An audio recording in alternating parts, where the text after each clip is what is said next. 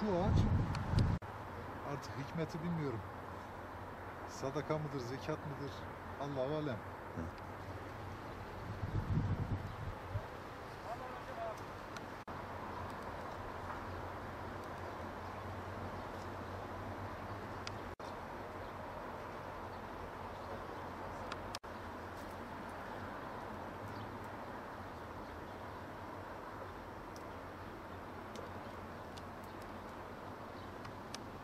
Geçtiğimiz yıl 2017 yılında Antep fıstığı için yok yılıydı. Bu yıl Antep fıstığı için var yılı. Ve sahadaki gözlemlerimize göre de ağaçlarda çiçekler büyük bir kısmı meyveye dönüştü. Yağış dengesiz de olsa toplam yağışa baktığımızda yağışımız da iyi oldu. Bu nedenlerden dolayı bu yıl 2018 yılında Antep fıstığında iyi bir rekolte bekliyoruz.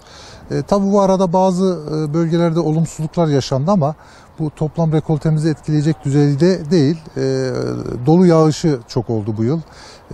İlçelerimizde birçok köyde dolu yağışı etkisini gösterdi. Zarar gören çiftçilerimiz var ama bu toplamda sonucu etkileyecek bir rakam değil. Çünkü 3 milyon 200 bin dekarlık alanda Antep fıstığı üretimi, tarımı yapılmakta. Bu nedenle işte Antep, Gaziantep, Şanlıurfa, yakın çevredeki Adıyaman, Kahramanmaraş, Kilis, biraz daha ileri gidince Siirt'te ve son dönemde işte Batman, Şırnak bölgelerimizde de Antep fıstığına ilgi artmakta ve Antep fıstığı ekili alanlarımız gün geçtikçe artmakta. 2018 yılının iyi olmasını bekliyoruz. Biraz da 2018 ilkbahar tüm yurtta olduğu gibi bölgemizde de serin, nispeten mevsim normallerinin altında bir sıcaklık gerçekleşti. Bu nedenle sıcaklık erken gelmişti ama daha sonraki serinlikten dolayı şu an bizim bu Gaziantep merkez bölgesinde hasat için henüz daha vakit var ama Şanlıurfa'ya doğru gittikçe hem rakım hem sıcaklık arttığı için oralar Gaziantep'e göre biraz daha erken olgunlaşma gösteriyor. Yani Barak Ovası'nda ilk boz hasadı yapıldı ama bizim bu bölge için, merkez bölge için henüz çok erken.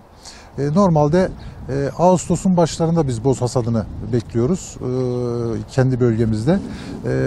Normal ben hasat, yani işte çerezlik, çıtlak fıstığın hasadı da Ağustos'un sonu, Eylül'ün başları gibi olmasını bekliyoruz. Şimdi tabii rakamları sahada yapılacak 2018 yılı rekolte rakamlarını sahada yapacağımız çalışmalar neticesinde netleştireceğiz. Bunu önümüzdeki aylar gerçekleştireceğiz. Hasat sezonu öncesi ortaya çıkmış olacak. Ancak Türkiye ihtiyacı ve ihracata gönderdiğimiz ürünleri dikkate aldığımızda bu yıl ihtiyacımızı ve ihracatımızı karşılayacak, hatta artacak miktarda bir rekolte bekliyoruz. Yani bir darboğazı olmasını beklemiyoruz. Bundan sonra iklimsel başka bir sorun yaşanmazsa bu yıl var yılı ve ümitliyiz, yani yüksek bir rekolte bekliyoruz. Son dönemde Antep fıstığına gerek tüketicilerin gerek üreticilerin ilgisi artmakta. Tüketicilerin işte Antep fıstığının kullanıldığı gıda, işte örneğin en başta baklava geliyor. Bunun yanında çikolata gibi ürünlerin satışı, tüketimi artmakta. Bunun yanında üreticilerin de bu ilgiye karşı kayıtsız olmadığını görüyoruz. Üretim alanları artmakta. Tabii bunun yanında Antep fıstığının üretimi çok zahmetli bir süreç. Yani fidanın dikimi, bahçenin kendini kurtarması yaklaşık bir 10 yıl alıyor.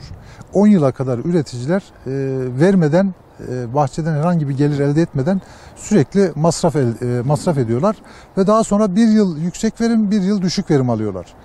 Yani bu nedenle fıstığın fiyatı tabii bu yıl biraz fazla arttı ama önceki yıllardaki yükseklik fazla da yüksek değil. Yani çiftçinin emeğine, işte bahçenin getirisine baktığımızda fazla yüksek değil. Çünkü çok zahmetli bir ürün ve yaklaşık bir 10 yıl üretici almadan veriyor bahçeye.